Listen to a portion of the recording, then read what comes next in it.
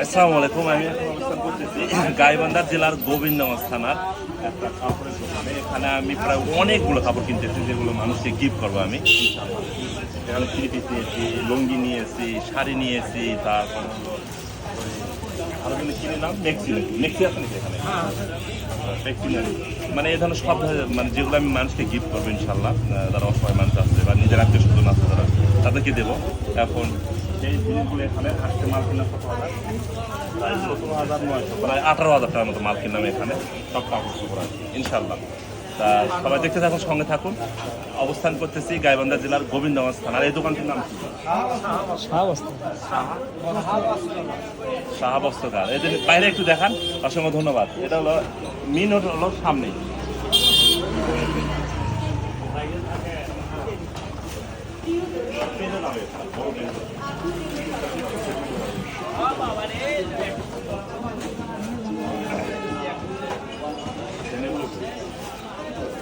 ব্যাগের ছবি দিয়ে দিলে ব্যাগের লেখা হ্যাঁ, উঠতে হ্যাঁ আজকে তোমার ফোন নাকি ওকে।